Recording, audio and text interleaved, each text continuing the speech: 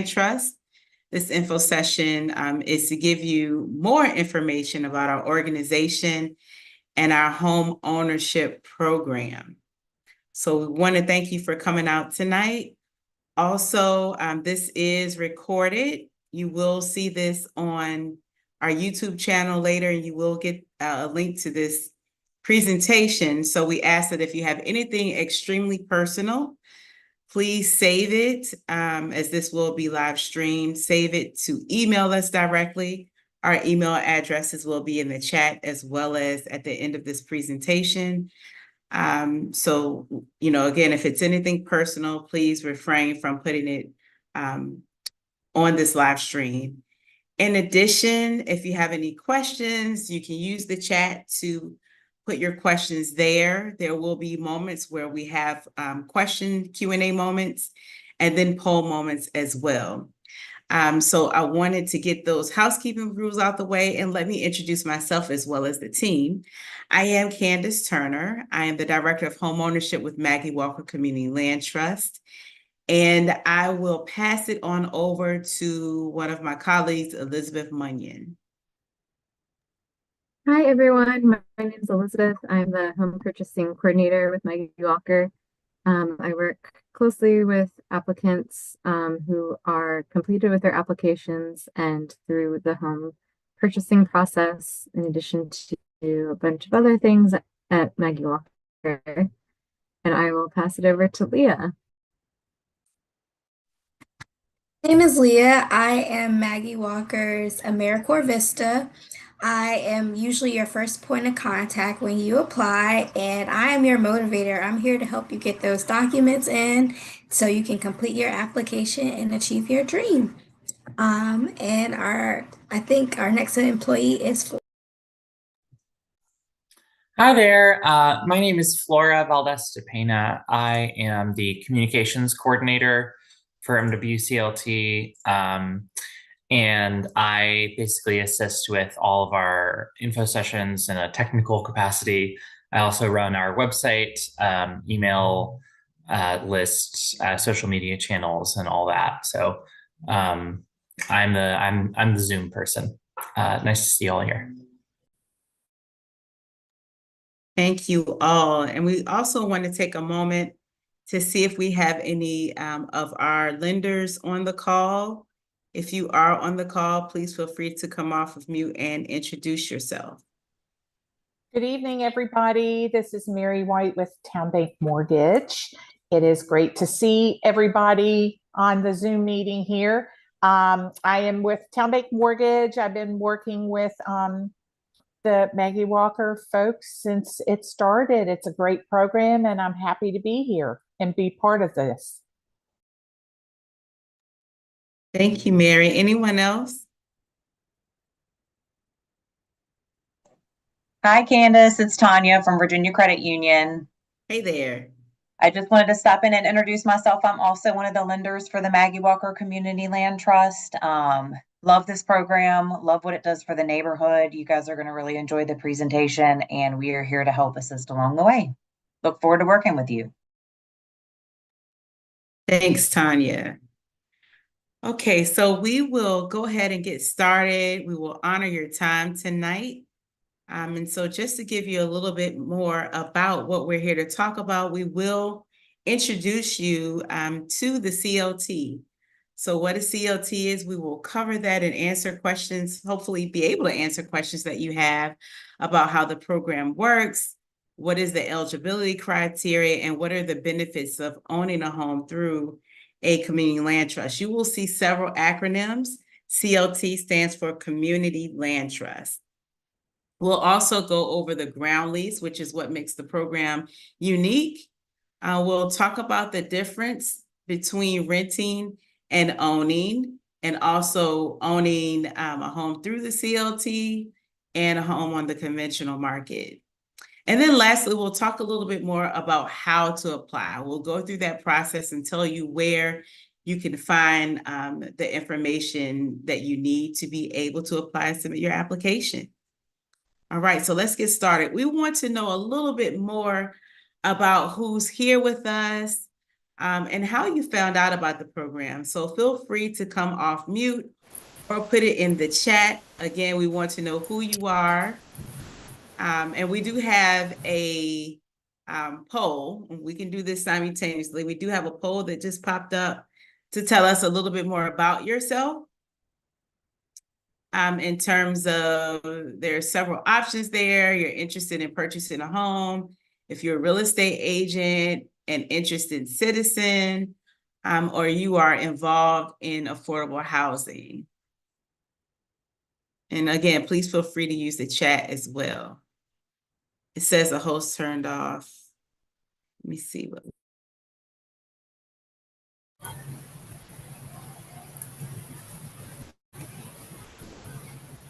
You should still see that poll.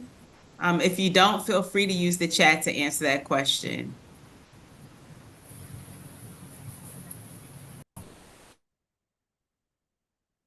And again, also let us know how you found out about the program. Let's see what we have so far.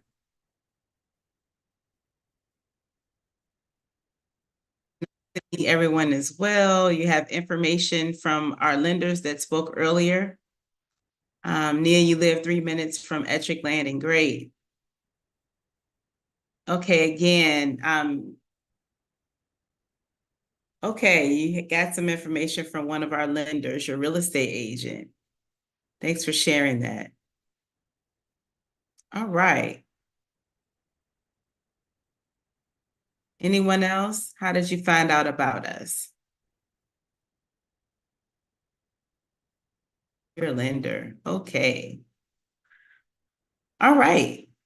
And feel free to continue to use the chat. So let's move on. So we are going to tell you a little bit more about the program. And this is an alternate route to homeownership. We'll talk a little bit more about that as we go along, right? But basically, we know right now that purchasing a home on this market, inclusive of the interest rates, but just the price of the home in and of itself is difficult. And so our program is an alternate route to purchasing a home or getting into your dream of home ownership. And our vision and mission is that the MWCLT, again, that stands for Maggie Walker Community Land Trust, creates homes that are sold to qualified buyers while retaining ownership of the land beneath the houses. These homes receive permanent subsidy that stays in the home and allows the home to be sold below market value. So let's talk a little bit more about what that means. Qualified buyer, and we'll talk about the eligibility process. But once you've been found to be eligible and accepted into the program, then you are a qualified buyer. That buyer then purchases the home, they lease the land underneath the home, and then because our home is in the affordable housing sector, there is permanent subsidy in our program, which means when you purchase the home, even though it may assess a lot higher, it will assess a lot higher than what we're selling it for. The program pulls you into the home ownership because that home is below market rate. And then if you decide to resell, you have a hand up where you're pulling someone else into the program. Okay, so one hand is pulling you in, and then the other hand, your hand is pulling somebody else in if you do choose to resell. We'll talk a little bit more about that as we go further. Okay, and I will let Leah explain a little bit more about Maggie Walker, who our program is named after. We always take a moment to pay homage to our namesake. So Leah, do you want to talk a little bit more about Miss Maggie Walker? Yes. So our namesake, why her?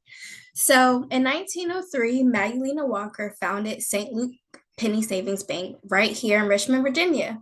She was the first Black woman to establish a bank. She was the first Black member of the Virginia Bankers Association and the first Black woman to serve as the president of a bank in the United States. Not only was she an amazing businesswoman, but she lifted the community with her. She empowered Black families and created opportunities for them to have stability and economic mobility. At least 600 of the St. Luke's customers had paid off their mortgages in full by the early 1920s, and Virginia came to have one of the highest rates of Black homeownership in the country. St. Luke's highly personalized banking is radically different than the standard of its time and today. If St. Luke's penny savings were a startup today, it might consider whether you volunteer, give to charity, or babysit for your neighbors to assess your reliability, instead of where you went to college or what your parents do for a living. Maggie Walker not only had an impact and created opportunities for her community, she made intergenerational investments.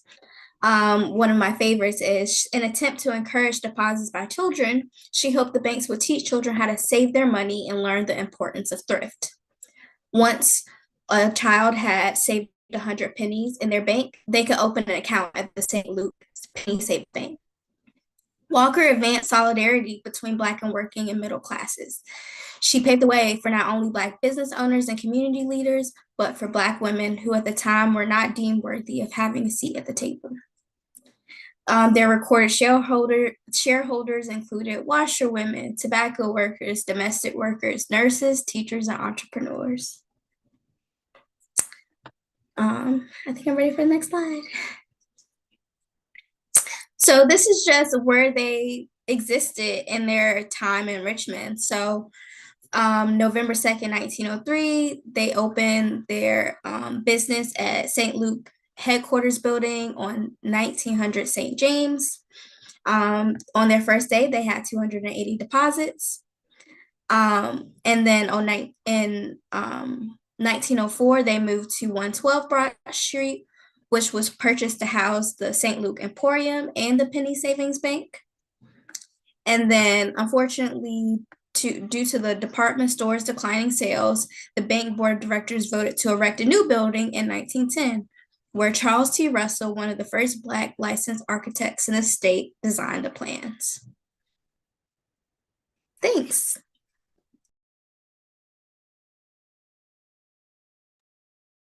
Thank you, Leah. So we'll talk a little bit more. Thank you for sharing about Maggie Walker, our namesake. We want to also take a moment to talk about community land trust. And if you could utilize the chat and just let us know if you've ever even heard of a community land trust. We'd be happy to hear about that. Just say yes or no in the chat to let us know if you've heard about community land trust. But to give you the history of land trust, they were started, the first one, New Communities Incorporated, was started in Georgia, and it was started in the late 1960s, so 1969. It was a movement out of the civil rights movement where persons that were farmers got together.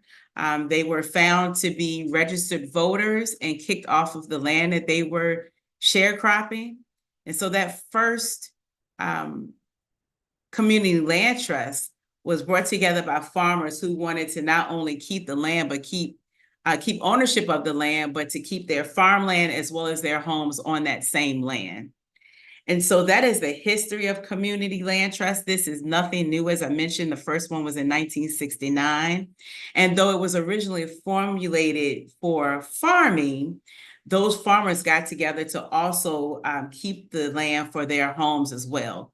And so that's where the premise of a community land trust, where everybody, it's a shared equity model, okay? And it is something for us to keep homes affordable. I use air quotes when I say affordable because everyone's trying to afford wherever it is that they live. But this is a way that these particular homes will stay affordable for the duration of the life of that home, okay? So again, if you sell, that home will remain affordable for the next person behind, okay? Next.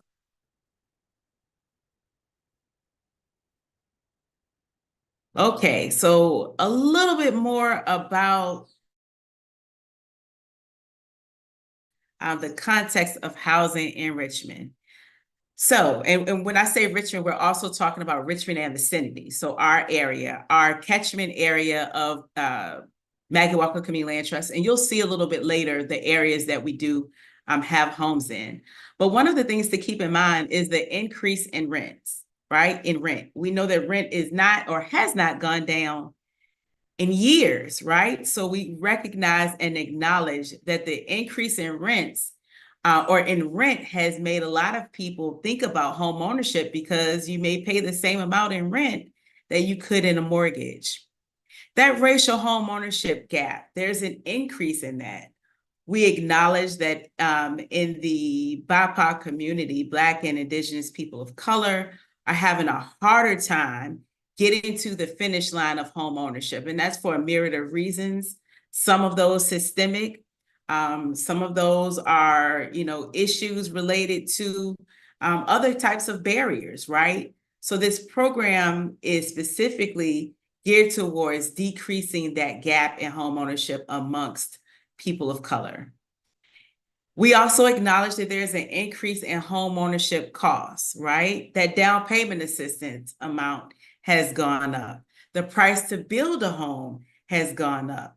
And then just thinking about all the deposits and other things that homeowners are responsible for, we recognize and acknowledge that those things have gone up in cost as well.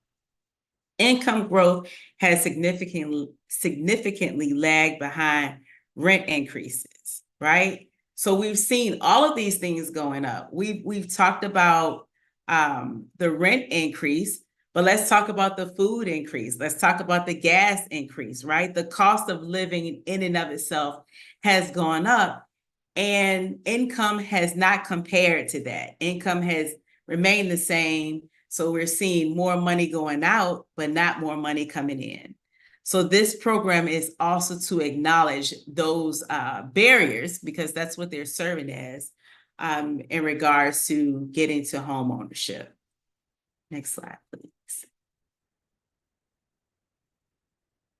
Okay, so we talked a little bit about who Maggie Walker is, the history of community land trust, but let's talk about it from a stewardship perspective and what makes owning a home through a community land trust significantly different than purchasing on the conventional market, okay? So one of the things to keep in mind with purchasing through a community land trust is that affordable home ownership piece, right? This program is geared towards people that are earning lower to middle incomes for their household, okay? And again, this particular program, which makes it different from other home ownership programs, is that we not only think about that current buyer or the person that is purchasing right now, but the program is also set up for the future. One of the things about Maggie Walker that she valued was legacy. And so we look at the program as well as the home as a legacy, whether that is passing it down to your children or your children's children, or the next person that comes behind you should you decide to sell. A community land trust is set up with that in mind, the future. Okay, next slide, please.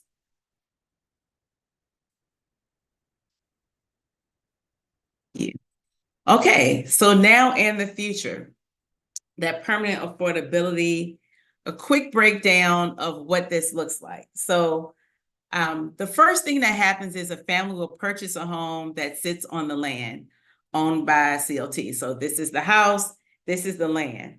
The person purchases the house and MWCLT retains the land under the house, okay?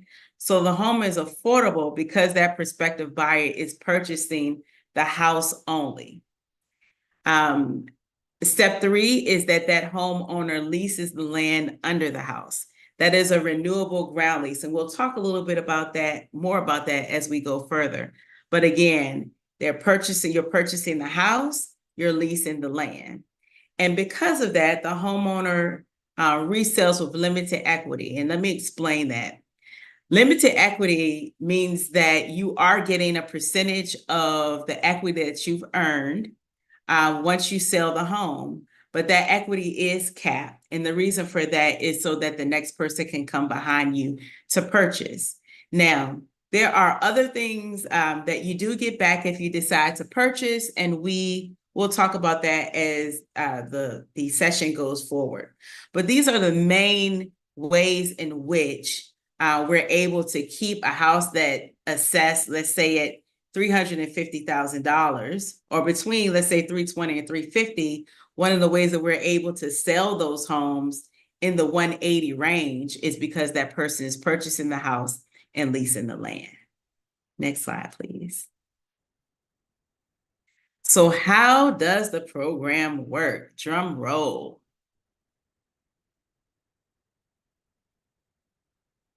Slide.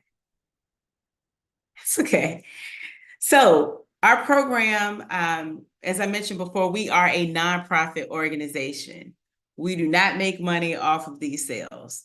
We're in this business or in this nonprofit organization to speak to the deficits that we talked about earlier in home ownership amongst the BIPOC community. And one of the ways that we do that is through not only the nonprofit organization, but the board that governs us, okay? So that board includes 1/3 community members, 1/3 current homeowners, and 1/3 public members.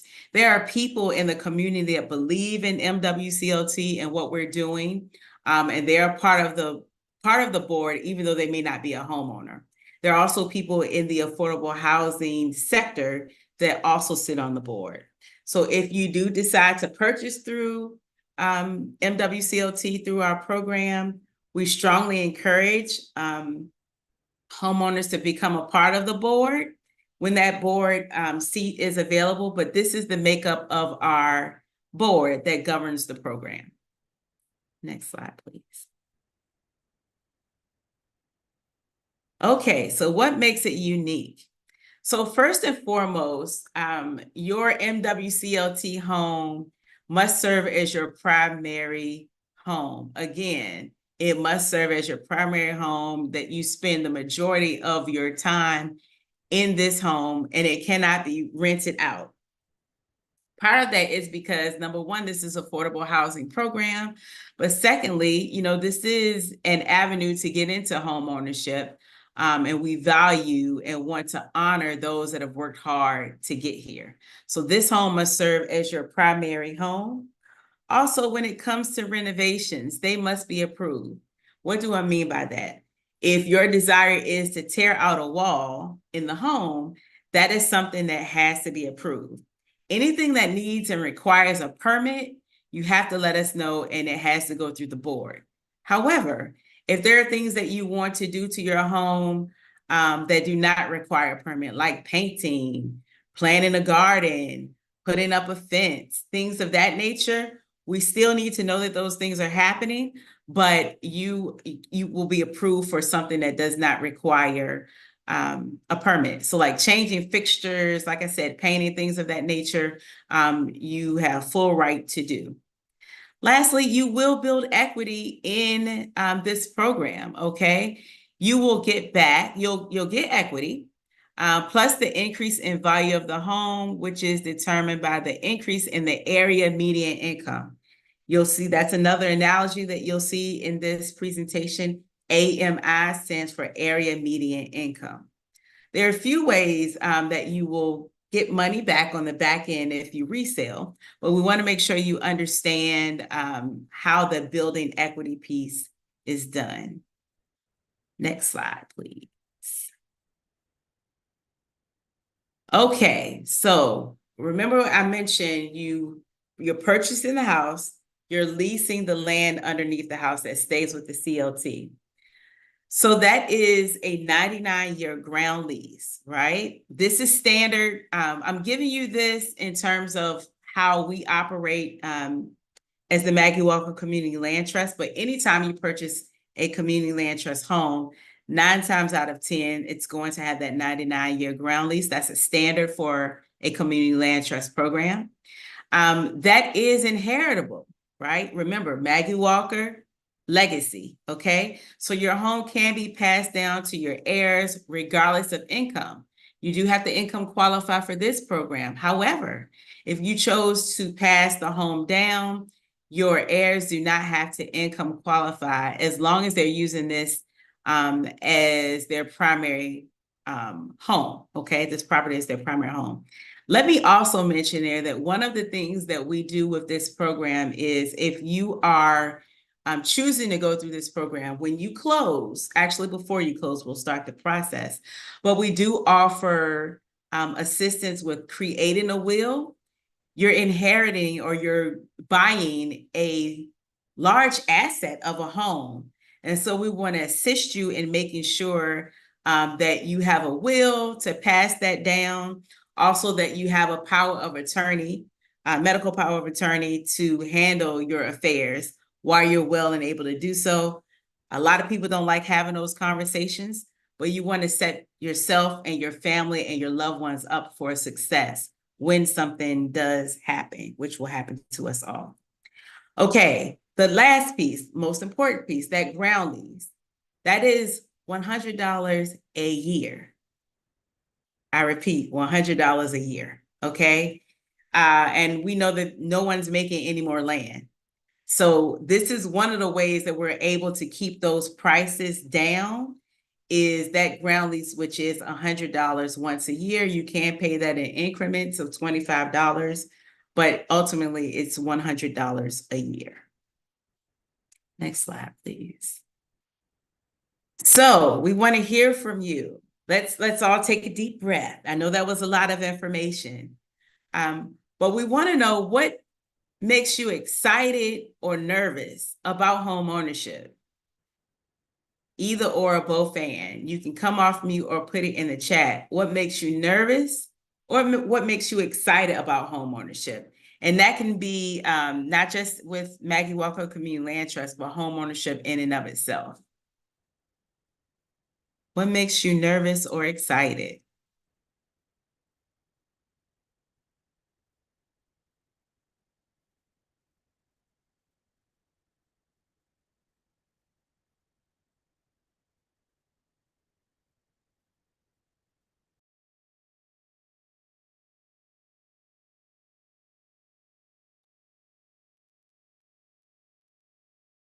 Excited to have an opportunity to leave something behind for your daughter. Thank you for sharing that, Nia. Becoming a first-time buyer, owning your own home, not qualifying for a home makes me nervous. Thank you for your honesty and transparency, Wendy. Unexpected costs, but building wealth, absolutely. Legacy, want to pass down something to your grandson, absolutely.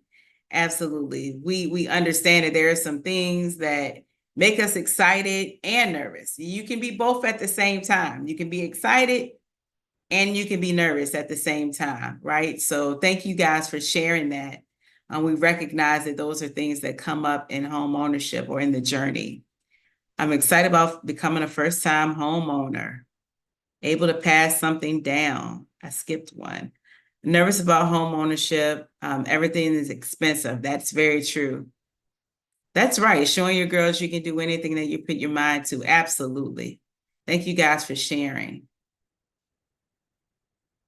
Okay, next slide, please. Okay, so here's something. Miss Jackie said, I am tired of paying rent.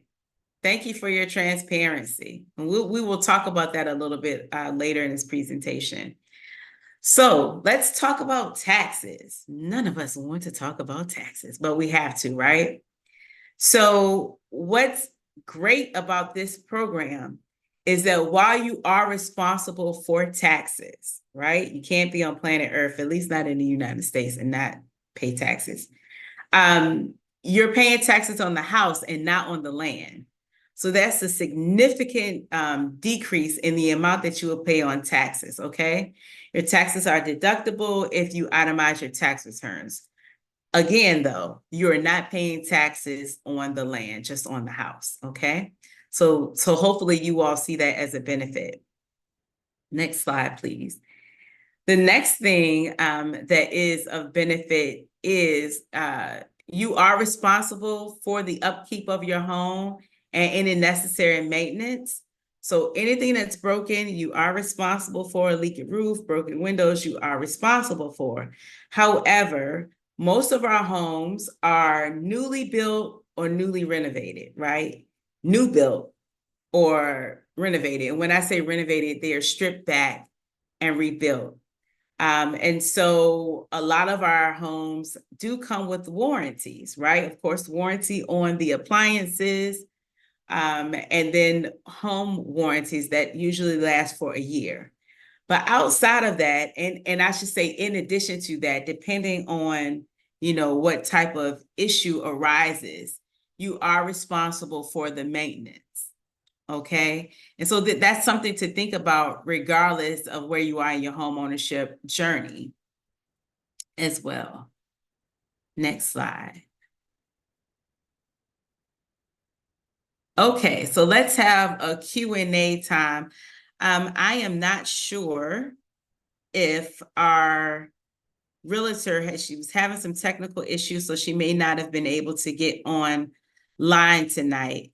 But what we have in front of us is a home that sold last year, mid to late fall, if I'm not mistaken. No, that's not true. Midsummer to early fall.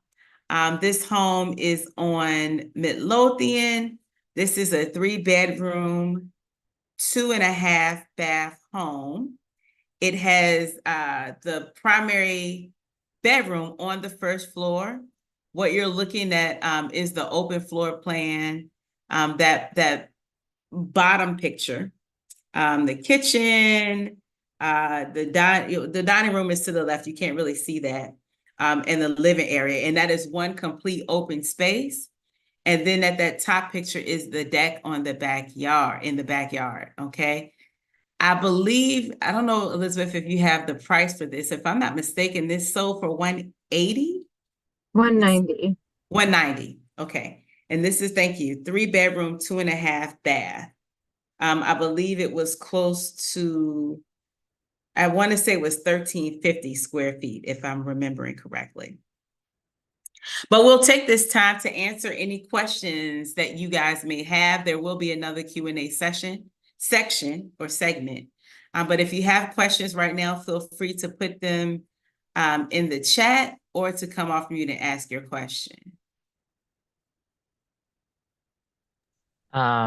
We did have one question in the chat. Jacqueline Anderson asked, can we get a home warranty plan? Yeah, so if you want to get a home warranty plan outside of what exists, why not? I see another one from Nia. Will there be any grants? So, how can I answer this question?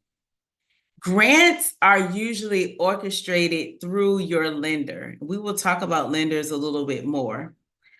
We don't have grants per se in-house, but there are several programs, home housing opportunities being one of them, and we will go through some of those programs later, that you want to reach out to start the process if you have not done so already. So yes, there are grants. You're most welcome, Jacqueline. There are grants, but you want to make sure that you're connecting with a lender that is aware of those grants. We do have lenders that are listed on our website. We will go through the lenders, and they are well versed on the programs that are out there. Now, that doesn't mean that you can't look for some for yourself. We recommend looking for yourself as well. But yes, they are out there. We just don't have them in-house. If your credit is not good, do you have anyone that can help you?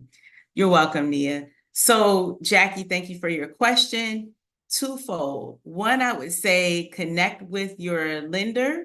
Lenders are looking at your credit and everything else in a comprehensive and holistic way.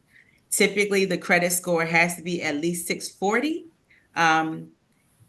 But speak to the lenders because they may be able to help you in specific things about your credit. Credit not being good can mean a lot of different things. So get with the lenders. You want to date before you marry the lenders. So speak to all of them. They'll be more than happy to speak with you. Okay. And their information is on our website. And again, 2 out of our 4 lenders have put their information in this chat. Also, I wanted to mention Catholic Charities does have, you're welcome, does have a program that they have someone that can work with you in looking at your budget Also, Humankind. That is an organization, I think, on Thompson Street. Reach out to them as well. They're great with budgeting. And not only that, right? But thinking about if there are areas in your budget that you can cut or save or whatever the case may be. So connect with them. And then can you talk about the homes stated in the MWCLT newsletter that are supposed to be in Verona? No, I cannot. I don't have any information right now about that location. But I will say that we'll talk a little bit more about eligibility for the program and that process. You'll get a little bit more about that then. Do you have assistance for people with disabilities? So I would need to know, and we can talk about this a little bit more offline, a little bit more about what you mean by assistance for people with disabilities. If you mean assistance in terms of completing documents, of course. If you mean assistance or homes that are have a universal bill that may be applicable to people with disabilities. We do have some homes coming available, but I will have to talk a little bit more in detail about that once we have a little bit more information. And then lastly, before we move forward, typically, how long will it take to have a home available to purchase? How long does the process take? That question is contingent upon what we have available. So and I know Leah will talk about this a little bit more, but I'll take this moment really quickly to explain it this way. You do not see our homes on MLS. If you go on a lot of the search engines for homes, 9 times out of 10, you will not see an MWCLT property, okay? The reason for that, and this ties to that question about Verona, the reason for that is because once homes become available, once we've built those homes and they're ready to be sold, we put those homes to people in our applicant pool first. Applicant pool, meaning people that have put in an application, they've gotten a letter to say that they've been approved for the program, and so they're in the applicant pool, okay? Those people get an email to say house at 123 Alphabet Street is available. Are you interested? That is our system. So when you ask how long does it take, it typically depends on if a home is available. If we don't have any homes available right now, then people are waiting for the homes. How long does the process take? That process can take 45 to 60 days, okay? And the reason for that, and it could be a little bit longer than that, and here's why. If you are taking advantage of down payment assistance through, whichever avenue there is, and there are several programs offering down payment assistance, then that takes a while to process as well. The home has to be inspected. There are different parts of the process that just take time. So it's typically 45 to 60-day process. Okay. All right, you can continue to put your questions in the chat. We'll keep answering those. Like I said, we'll have another Q&A session as well. But we will Can I just add to that?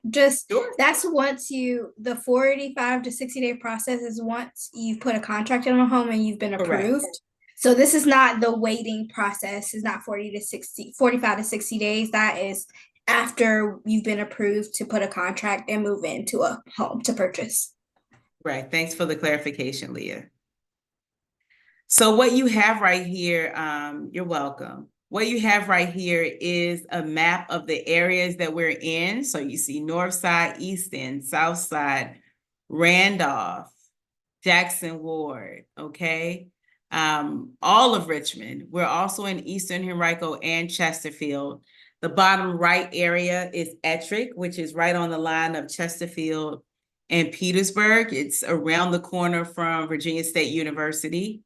So we're really excited about that. That is our first subdivision, 10 homes, 3-bedroom, 2.5 bath. Now, I will say we broke ground on that, I think almost 2 years ago at this point. But we are in the building stages of that. So we do have people that have been waiting for those homes for quite some time that are interested. So we are excited about that. And if you don't mind, this question will come up, but we're also interested in whatever area that you're interested in living in. Why is that? What are some reasons that draw you to one particular area or another? And you can put that in the chat. Okay. Can I take this opportunity really quickly to do our little poll about where folks want to live? For sure. Thank you, Flora. Cool. And we can just keep this going in the background while you continue. So I'm just gonna put up a little poll that's gonna ask you what areas you're interested in living in your MWCLT home and how many bedrooms your ideal home has. So I'm just gonna go ahead and launch that. So please feel free to fill out that survey at your convenience while the presentation goes on. Okay, while that's happening, before we move forward, I want to answer this question, Jacqueline, and then we'll just answer questions later. How long is the waiting list for homes if there is one? We do not technically have a waiting list. So a waiting list gives way to first come, first serve, like what number are you on the list? And we don't have, it's not numbered in that way.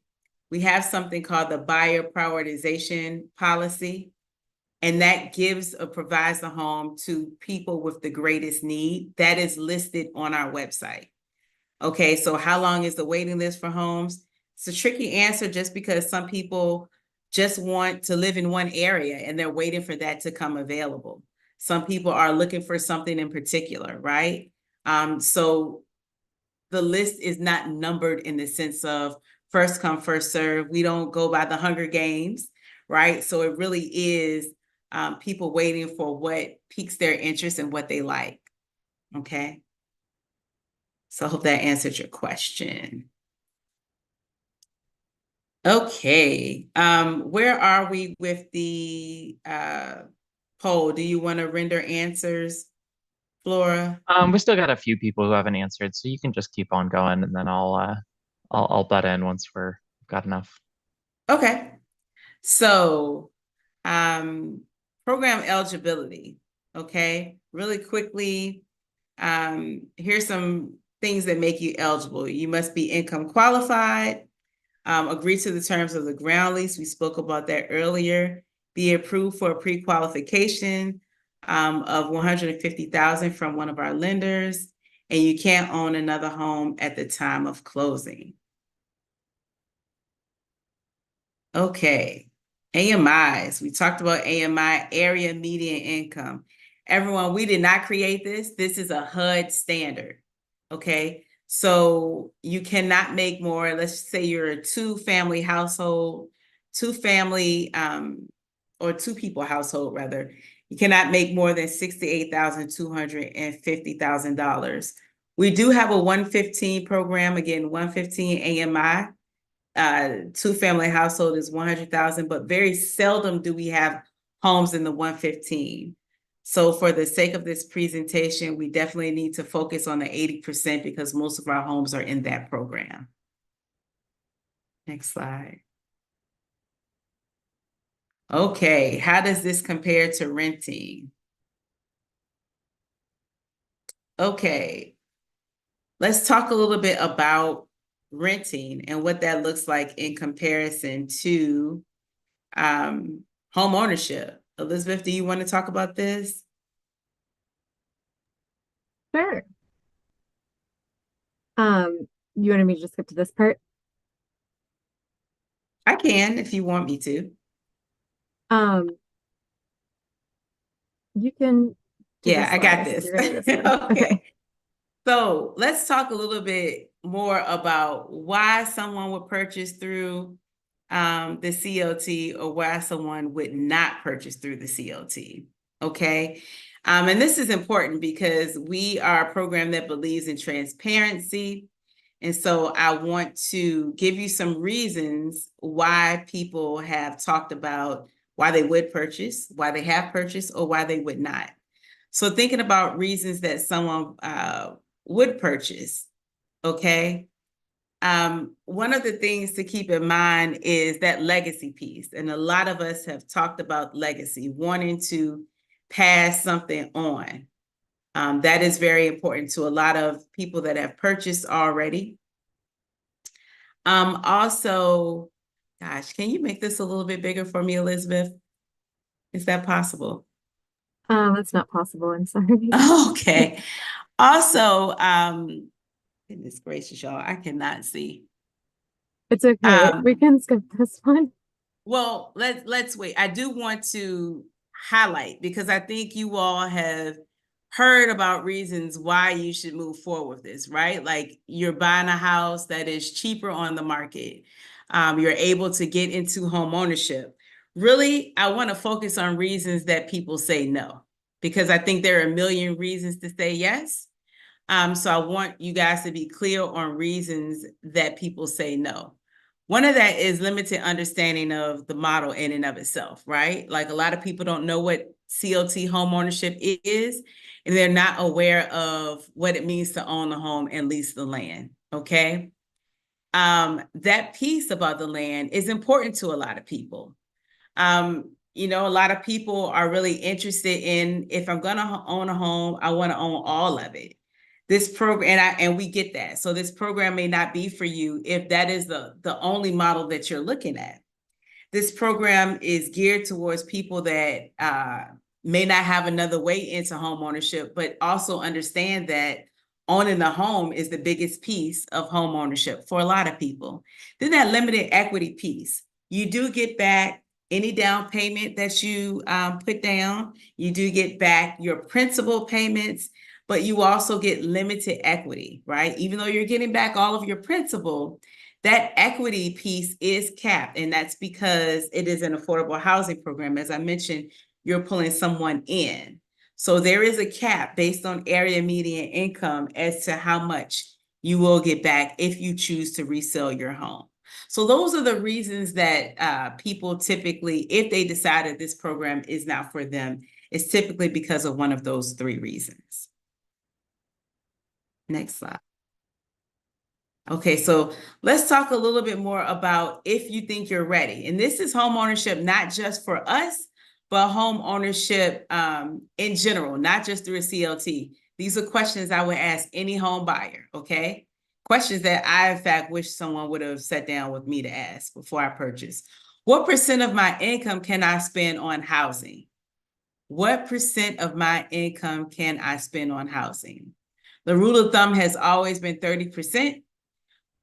You will speak to our lenders and they may approve you for however much, you know, house that they will, but you've got to sit down and do the work to see how much can you afford and how much do you want to afford, okay?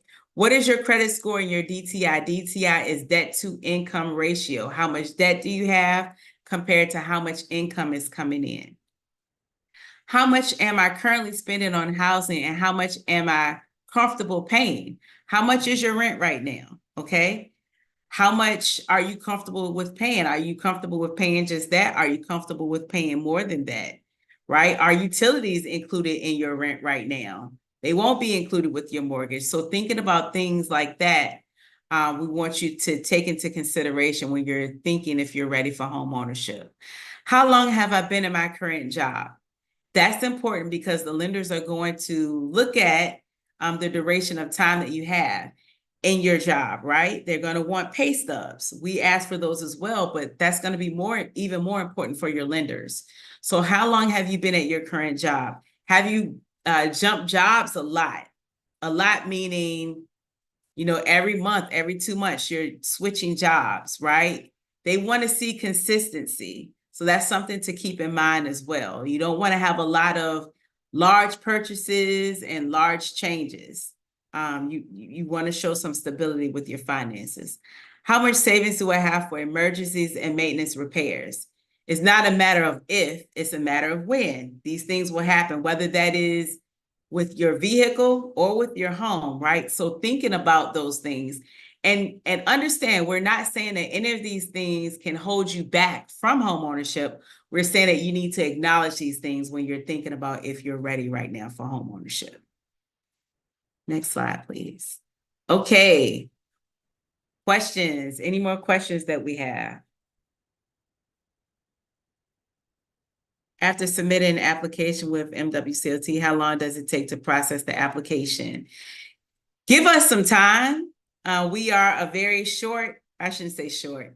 We are a small staff and it does take time. So give us a few days to a week, especially if we're getting a lot at one time. What I can say will happen is once you turn in your application, once it's been processed, and when I say turn in your application, I mean completed, right? Everything that you've turned in, you will receive an email that says that it will let you know if you've been approved for the program or not. So you will receive an email response once your application has been reviewed.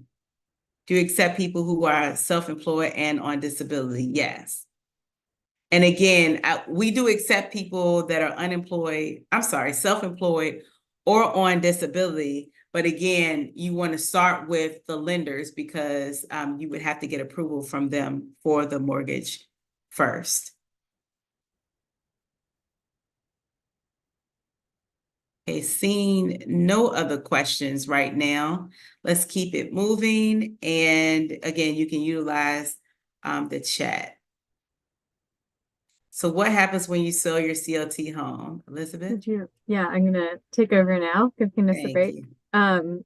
So I'm going to talk a bit about the resale formula and what happens when you, if you or when decide to sell your CLT home. So when you go to sell, you first must notify staff of your intent to sell, and Maggie Walker has the first right of refusal. However, more times than not, we initiate your home sale to another income qualified buyer at an affordable rate. So as Candace was saying, one hand pulling you up and you're pulling another hand up with you as you leave your Maggie Walker home. The idea of the program is that your home will be purchased by another buyer that's in a similar financial situation. And so that buyer must be income qualified and approved by MWCLT. You're also responsible for making any repairs to your home before selling. And then your sales price of your home will be determined by the resale formula. And that is that is in depth in your ground lease, but also I'm going to explain that further in this slide right here. So the resale price of the home is determined by your resale formula. And so the formula, this gives homeowners a return on their investment while still ensuring that the home retains long-term affordability for future buyers. So again, our program really is trying to balance the equity that you will earn while simultaneously ensuring that homes are affordable in the future for future buyers. So the way that we determine the resale formula is based on the increase in area median income over the time that you've been in your house. So we set this base price by looking at the initial price of your home plus the increase in the value of the wages throughout the duration of the time you've been in your home. And I'm going to go into an example, but that's just a quick overview. So again, when you are going to sell your house, you are entitled to get back your cash equity. So that's any down payment that you brought to closing, your earned equity, and that includes any principal that you pay off just by making your mortgage payments every month. And then also your home's increase in value that is based on the percentage increase in area incomes while you have been in your home. And so just quickly, I am going to go over the two distinctions, how our program differs from the traditional market. So if you're just on the traditional market, your home value is based on the market fluctuation. And what we've found over the past 20 years or so is that can be very volatile, especially in a high a strong or a weak housing market. You may have heard about a seller's market or a buyer's market. Right now, it's extremely hard to. We're in a seller's market where the transaction more benefits the seller than the buyer. So that's just one way, but there typically is, especially in a strong real estate market, a higher increase in value upon sale. But with our Maggie Walker program, the CLT, the home value is determined by the increase in area median income over the time that you've been in your home. So the increase is based on wages and not the market. And so that's a little less volatile than market conditions that they're increasing. So even though wages are increasing in the Richmond area, they're not increasing as an extreme rate as the housing market. So that stabilizes the home prices much more. So in this example, I'm going to walk us through a Maggie Walker home that went through the resale process. So this is a home in our Randolph neighborhood in Richmond. This home appraised for $261,200 at purchase. So that was the appraised value of the land and the house through the mortgage lender. But when we were able to sell this house, we put subsidy in it to bring the home down to a price of $180,000. So that subsidy was tacked onto the home to bring the house price down to the buyer. And as a result, the buyer had a lower mortgage, they had lower monthly payments, and they had a lower down payment than they would have if they purchased the house for $261,200.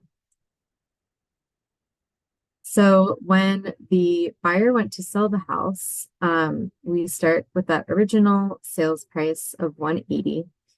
And then we looked at the increase in the AMI over the time that this home buyer was in their home. So when they purchased, the area median income in Richmond was $83,000. And then when they went to sell, the AMI had increased to $90,200. And in this case, they've been there 5 years. The increase was $7,000, which is about 8.41%. So we use that percentage increase to come up with the number that is gained in equity, then that's $14,580. So that amount, that sales price, the original base price, plus the increase in wages gives us the amount that we'll resell the house for. And so the buyer walks away with equity earned from the increase in wages plus any original down payment and any principal paid in their monthly mortgage payments. And just to throw this out there, historically, this has not been the case, but if the wages decrease during the time that you're in your home, you are still able to sell the home for what you purchased for. That is a very unlikely scenario, but just wanted to put that out there. So in this example, after 5 years of living in this home, they have accrued $16,225 just by paying their monthly mortgage payments, and then $14,580 from the increase in the value of their home.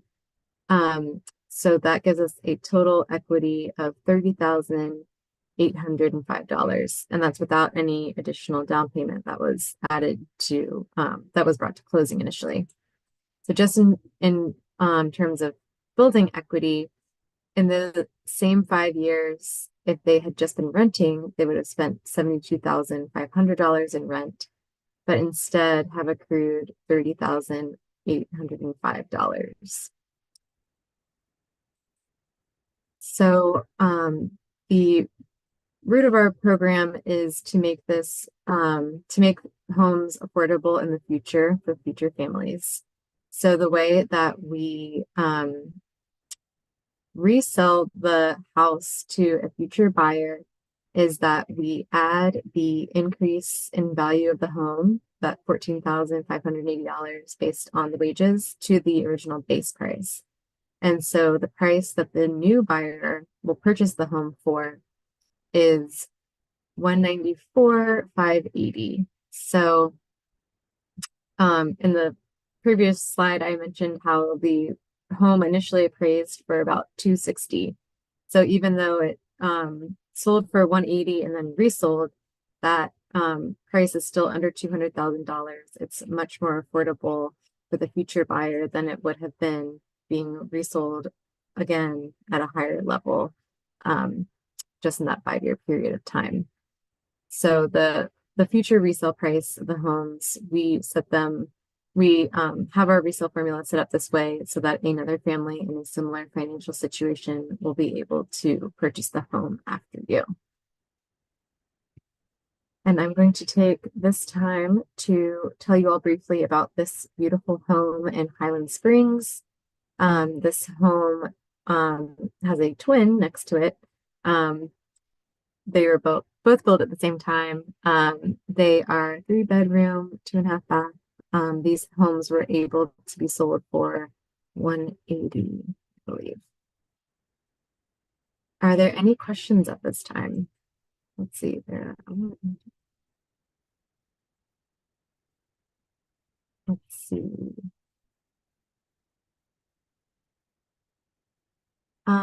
There are homes that are under construction right now. Those are in Ettrick, which is in South Chesterfield. I believe those are the only ones that are currently being constructed at this moment in time, but we have a number of things in our pipeline. Okay, I don't see nothing in Southside right now. I'm going to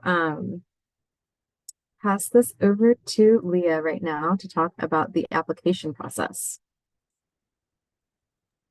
Yeah, so this is just a quick overview tutorial on how to apply. Thanks, Elizabeth. So this is a quick tutorial online about how to access a step-by-step graphic about what to do next.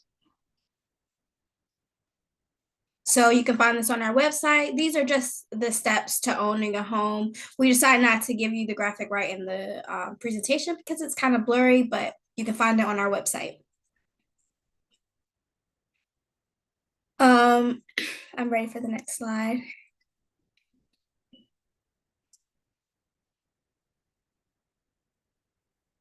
If possible, please. Okay, Sorry, so I don't know how to. We'll just go in here. I think I skipped one of the videos. yeah, of course. So the application process. So this is just an overview of the application process. Congratulations, you have completed the first step by attending today's info session. So to follow up for step 2, you need to contact our approved lenders to hear about what they have to offer. So you can apply for a mortgage with your preferred loan officer that we make available, and then your pre-qualification that they provide has to must total to at least $150,000 to qualify. This $150,000 includes any down payment assistance or any grants that might become available. Your next step is to gather your income verification documents. So we need 3 months of your latest pay stubs or benefit statements for each household member over the age of 18, unless they're a full-time student, which we do require proof for. The next is 6 months of your bank statements for all accounts and everyone who's adult in the household. So this includes your savings, any investments. Those are just the 2 that come to mind, your checking account, 401k, things like that. And then your next thing is your 2 most recent federal tax returns and matching W-2s, 1099s, 1040, or your tax returns for 1040. We need your matching W-2s and 1099s. And then in case someone in your household that is an adult doesn't earn the amount, we need a letter of exemption from the IRS that says they did not meet the threshold. And then we also asked for any record of assets over 5,000. So this is why I included your 401k and your bank statements, because that is likely an asset that's over $5,000. While that might not count towards our asset limit, we still require that record on hand. So you also are required to register for a home buyer education course. You have multiple organizations that you can acquire your education through. So Housing Opportunities May Equal, Virginia Housing, or Southside Community Development, all offer education courses. So you must submit a certificate of completion for your application. So once all your documents are submitted, 2 people on our team will process your application. You will receive an eligibility or denial confirmation upon your completion. So usually I'm your initial person, and then I request someone on our team like, hey, can you just do a quick review to make sure we're all good to go? And then we issue an eligibility. So at this point, once you've completed your application, you enter our applicant pool, which differs from your traditional wait list. Once you are in the applicant pool, you will receive an email correspondence about availability of Maggie Walker homes as they come through our pipeline. The applicant pool, like I said, differs from a traditional wait list, and every applicant has the opportunity to put a contract on a home that their loan can accommodate. In case that there are multiple applicants putting an offer on one home, we utilize our buyer prioritization policy. You can find this at the bottom of our application page if you scroll down. I think I'm ready for the next slide, please. So this is how you find our application online. Or actually our lender contact information. So we work with specific lenders at these institutions. You must work with them. So find their information on our website, and then ready for the next slide. And then this is how you find the next steps, or how to, this is how you access our application.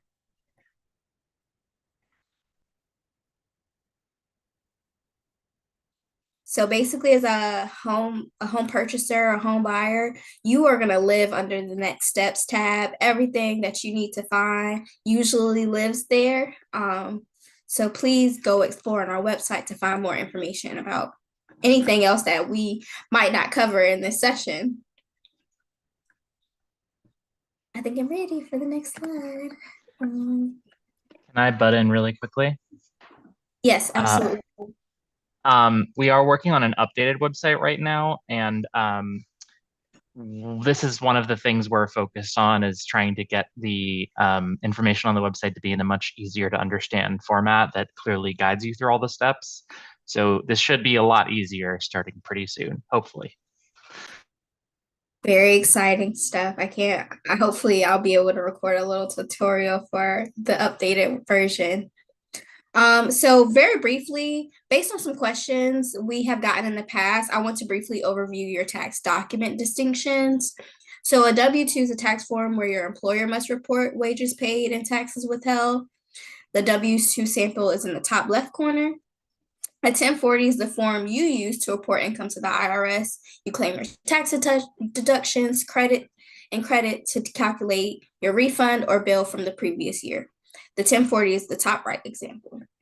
A 1099 shows income earned by freelance workers or independent contractors. The 1099 is the bottom left sample.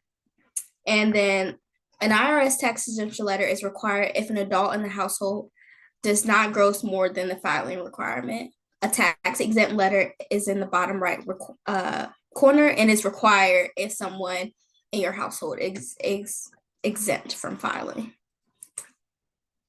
All right, I think I'm ready. Okay, so what are your next steps? that is basically submitting your application materials and your supporting documents to us. So after you've contacted the lenders, you've gotten your education, you've gathered your documents, you have multiple ways to submit to us. So you can scan your application, you can fax it to us, or you can mail it in or drop it off at our office. And if you decide to drop by, we are happy to accept you. Just give us a heads up because we are on a hybrid schedule, and we will need to organize a time for someone to be there. And then lastly, we got a lot of questions about funding opportunities. So in order to qualify, so you can register with Housing Opportunities Made Equal for counseling services and down payment assistance. So they offer the HUD education and DPA. Southside Community Development also offers down payment assistance and education. So you can go to them as well. You can apply for their match programming that they have available, and I think they have a few other programs available. So please go explore their website and what they have to offer. And then another great way to find out about funding opportunities is to ask our helpful lenders. They will have access to different funding. Sometimes they have crossover funding. So please, like Candace recommended, date before you marry and ask all the questions that you can about what kind of offerings that they might have. And then if you decide to use funding opportunities, you might have to, you can expect at least you can expect your closing to take up to 60 days. Just with trying to coordinate with everything, this just might extend the process a little bit longer when it comes to making it to the closing table. I think I'm ready. And then we want you to achieve homeownership, and that can mean through us or with the assistance of other organizations. So locally, there's Better Housing Coalition, Richmond Habitat for Humanity, and Project Homes, who all offer affordable housing options. And if we're not what you want, or you want more options, please connect with these other organizations to expand your avenues for homeownership. Yes, and we're happy to direct you to their contact information if you like. I think I'm gonna let Elizabeth take this slide over. Thanks, Leah. We're nearing the end of our presentation, but I do want to go over some very important elements of our program. So I'm just going to recap some of the rights and responsibilities that you have as a CLT homeowner. So again, very important, this must be your full-time residence. So we do not allow our homeowners to sublease or Airbnb their CLT homes. You must reside in your home full-time. And then touching on resale, your home will have an increase in value based on the increase in area median income. So that's based on the wages, not the market. And then your CLT home cannot resell for the full market value. So that's a part of your ground lease. Your home must be sold to an income qualified buyer. And then in terms of maintenance and repairs, you as a homeowner are responsible for maintenance of the home and the land, just like any other homeowner. And this is true for repairs as well. In terms of remodeling, homeowners have the right to undertake home improvements, but you must have board approval for any changes that require a local building permit.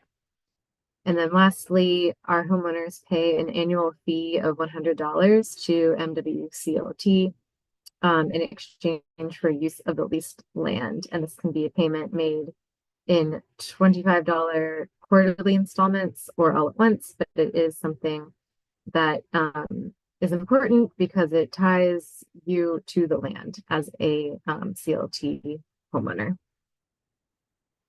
Another part of our program that we have not yet talked on is the stewardship program and what happens once you are a homeowner. So the CLT, we make a long-term commitment to our homeowners. We see relationship with homeowners as a partnership and are here to support our homeowners in a variety of issues. So things like foreclosure prevention, God forbid, or refinancing type things, as well as providing information on home maintenance, referral to any agencies, community resources. We also hold a lot of homeowner events and engagement opportunities. We have a stewardship committee of our board that homeowners participate in and contribute in decision making for. So we love to be in contact with our homeowners and really value our homeowners as a part of our program. So please do not hesitate to reach out with any other questions or concerns about stewardship. And lastly, I am going to drop some housing resources for you all. The Commonwealth Catholic Charities of Virginia offers credit counseling to those who may need to work on a few things before your mortgage ready. And their contact is listed below. Additionally, the Housing Resource Line is a hotline that you can call for any more emergency related housing needs. So they're not really geared towards home ownership per se, but really centered on more urgent needs and connecting you with resources in the community. And here are our email addresses, and I'm going to open the floor for more questions. We have about 10 minutes left, so anything else that we can clarify for you?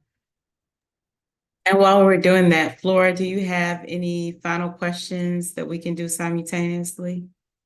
Yes, I do. In fact, we have a short little quiz for everyone that is just a few questions about the information we went over today. It's not part of your application. It's not graded. We're not keeping score. It's just to see how well we did. So I'm gonna go ahead and launch this quiz. Please answer these questions when you get a chance. And while you're doing that, we can take any further questions you have for us at this moment. And Please make sure you, oh, I'm sorry, go ahead, Flora. You're fine. Yeah, Candace was going to say, please make sure you scroll all the way down to answer all the questions. If you can't see the poll or if it's not working for some reason, don't worry about it. It's not required. Thanks, Flora, for reading the bubble above my head. To answer some of the questions that are in the chat or the other questions that we have in the chat, what would deem you not qualified? And if that happens, can you reapply? Yes, you can reapply. Not being qualified would really mostly be based on income, and that's something that would come from your lender, and you would get an eligibility letter from us to say if you're qualified or not in that regard. Lena, my son is 19, has a full-time job. Will he have to be on the mortgage? He does not have to be on the mortgage, but we will need his income documents. I believe we answered the question about being self-employed. Any other questions while you all are working on the survey?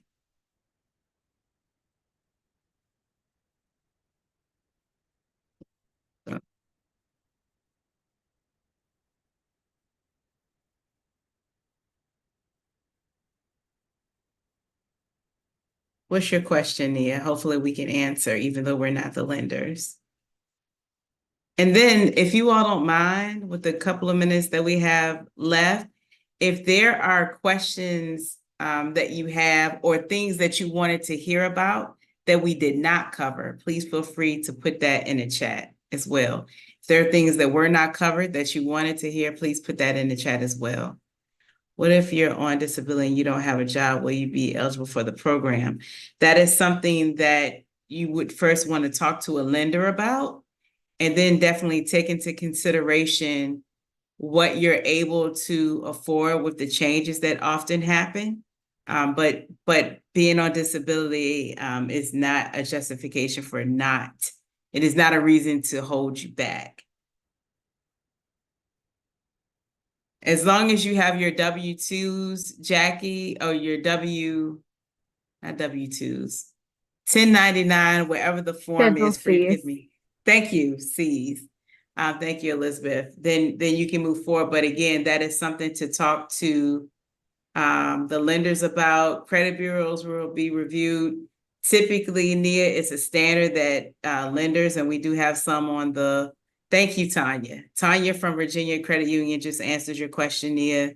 They pull from all three, and definitely speak to the lenders about that. We as an organization do not pull your credit, okay? We don't pull credit. That is from the lender side. Any final questions with our last 6 minutes? We'll review you're welcome. We'll review the survey and then in there. How are we, Flora? You got about 14 out of 20 people participated, that's pretty good. We'll call it there. And I'll go over the answers now. So we've got question 1, no wrong answers. Are you planning on submitting an application? We have plenty of people who said yes right away. So we're excited to see those applications. A few people who need more information, maybe doing it later, that's okay. So question 2, true or false, MWCLT homes are fully inheritable. They can be passed down to your heirs regardless of income as long as they'll use the property as their primary residence. True or false, this is true. 7 out of 9 people who answered got that right. So good job on that one. This is, we're intending to create some generational wealth for people who haven't had access to it before. So it's important that, you be able to pass it down to your children or other heirs. Question 3, what equity will you get back when you sell your MWCLT home? Your down payment, your loan principal you've paid off through monthly mortgage payments, your home's increase in value, or all of the above. The correct answer was all of the above. And question 4, how will your MWCLT home increase in value? Based on the market rate appraisal, based on the increase in the Richmond area median income, or it will not increase in value. The correct answer was based on the increase in the Richmond area median income. So 7 people got both of those last 2 questions correct. 7 out of 8 or 9, which is good. So when you buy your home, you put some money down. That's your cash equity, right? And you pay off your loan. The more you pay off, the less you owe to the bank, meaning the more equity you have. And then as well, over time, your home increases in value, and that's also part of your equity. So when you sell, you get all of that, you get basically the full resale value of your home minus what's still owed to the bank back as equity. And your home increases in value, not based on the market, which is crazy and going up an insane amount and might crash at some point. We don't know. But instead based on wages, which have been known to increase slower, but at a much more steady and predictable rate. So yeah, thank you all for participating. Thank you, everyone. You have our email addresses. They're in the chat as well as on the screen for you. We thank you for your time. Again, you will get a link to this session tonight, and it will be on our YouTube channel if you ever want to reference it again. Again, thank you for your time. We wish you well in your home endeavors and your home search, whether you go through the MWCLT, through us, or another program. So thank you so much. Have a good night.